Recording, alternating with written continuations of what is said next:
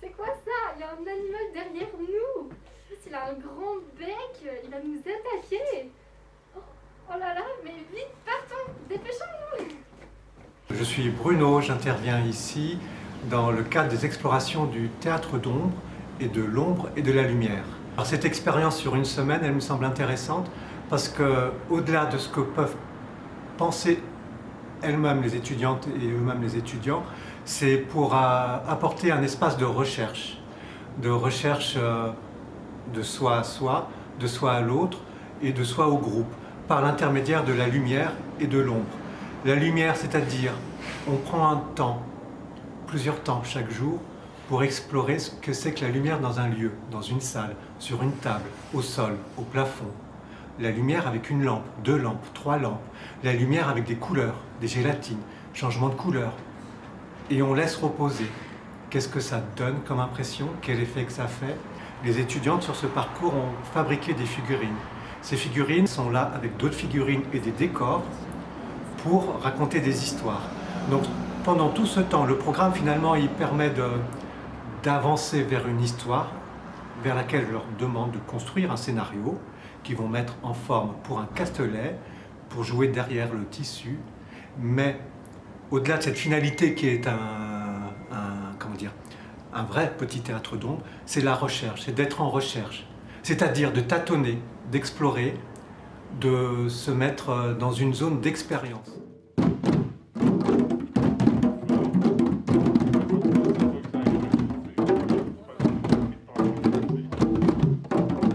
Je m'appelle Xavier Boïdin, donc formateur à l'Horizon, pour tout ce qui concerne le rythme et la mélodie et chansons pour les tout-petits, à destination essentiellement donc des éducatrices de jeunes enfants qui sont susceptibles de travailler dans les structures petite enfance.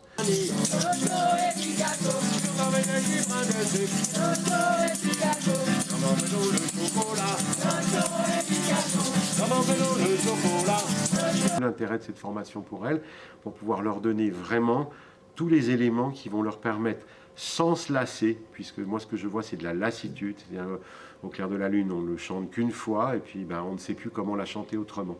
Donc comment s'amuser avec une chanson afin de pouvoir être dans la répétition avec les enfants.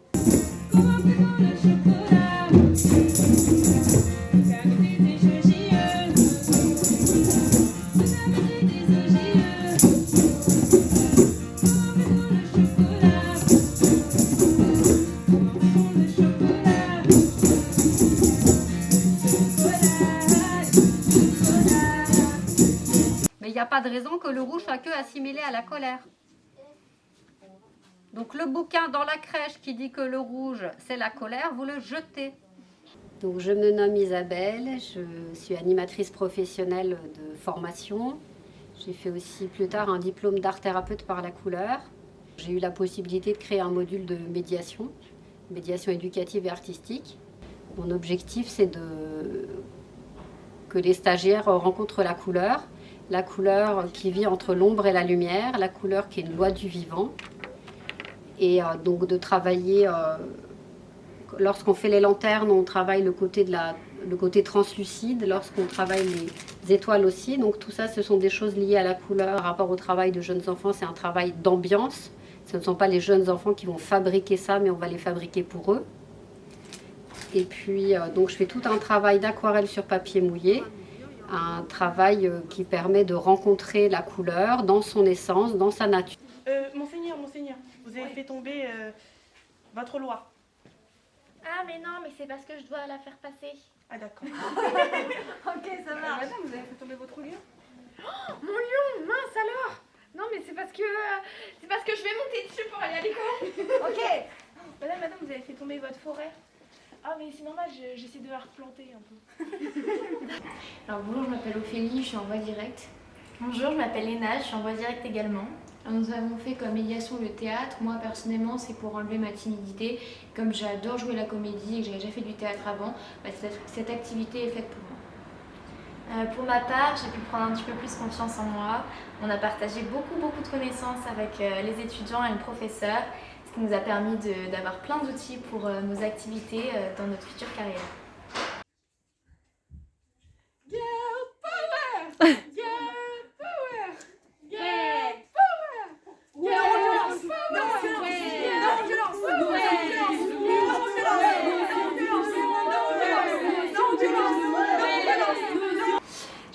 Clémence Guinaud, je suis psychologue et aussi improvisatrice depuis 20 ans.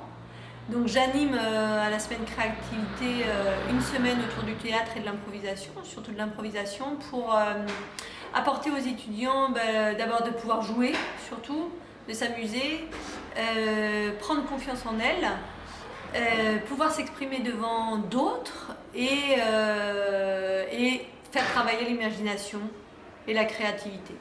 Jonas était terrorisé. Un peu plus tard, sa maman l'appela. Viens mon petit Jonas, on va aller au supermarché. Tiens, ton petit sac. Merci maman. On y va, allez viens. Jonas était terrorisé. En partant, il attrapa un petit paquet de chocolat qui l'emmena avec lui jusqu'au supermarché. Viens Jonas. Arrivé au supermarché, Jonas suivait sa maman de très très près. Et discrètement, il serrait derrière lui les petits chocolats. Mais pendant qu'il regardait sa maman, il fut distrait par un livre de Toto qu'il n'avait encore jamais Oh, c'est le vu. livre de Toto, je l'ai pas celui-là. Il le regarda longuement, jusqu'à ce qu'il se rappelle qu'il devait suivre sa maman. Mais quand il se retourna, sa maman n'était plus là. Il l'avait perdu de vue. La compagnie N2C vous présente Oui et ses amis. Il était une fois Grisouille qui attendait avec impatience son amie Marguerite. Grisouille était plutôt timide et réservée. Elle était vraiment petite et pouvait se glisser partout. Comme vous pouvez le voir, Marguerite était tout le contraire de Grisouille, ce pourquoi ils s'entendaient si bien. Elle était grande, imposante et très sociable. Ça y est, t'es enfin arrivé? Il y a eu un problème sur la voie des fleurs ou quoi? Ah, je te dis pas l'embouteillage, avec les abeilles et les moustiques horribles. Au lieu de parler de malheur, allons plutôt nous promener dans la forêt des 4 saisons. Oh, encore elle. Elle va encore nous embêter. Oh non, on va pouvoir prendre le goûter gratuitement, avec des gâteaux au chocolat. Salut les copains, qu'est-ce que vous faites? Oh non, mais t'inquiète pas, oui.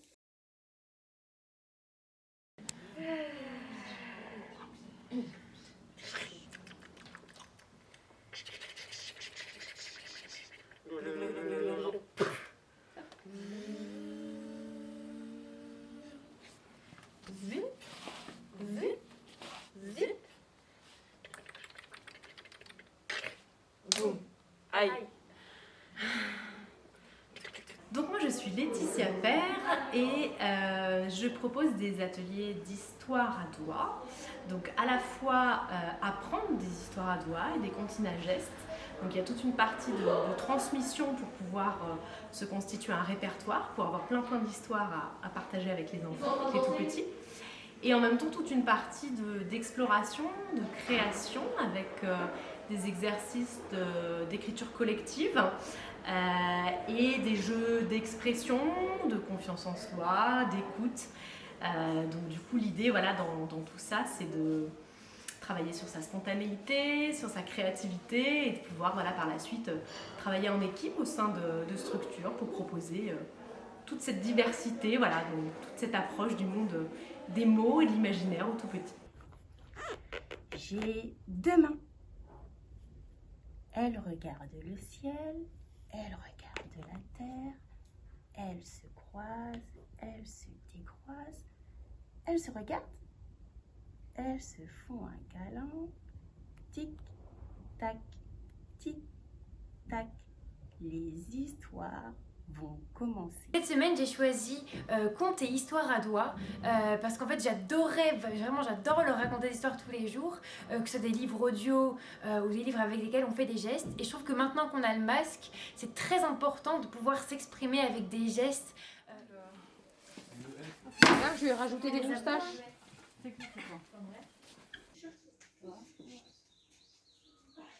avez démarré? Non. Ok, nickel. T'as mis plein de crème?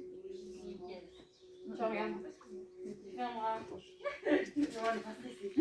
Vous avez eu de journée?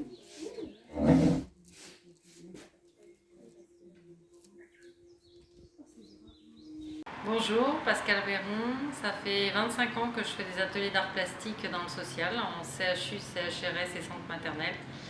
À la base, je suis illustratrice et ce que j'espère apporter à tous ces élèves JE, c'est un temps de création pour eux dans différents matériaux, en argile, en plâtre, en volume, leur apprendre à travailler avec la récup, avec la peinture.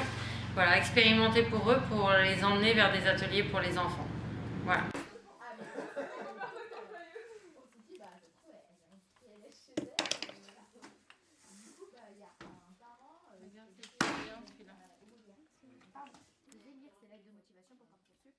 Au professeur pour voir ce qu'ils en pensaient.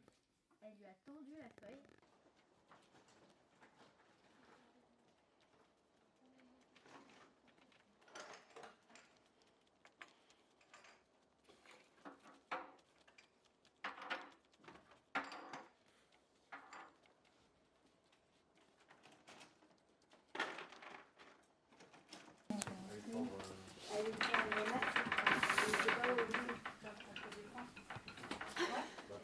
C'est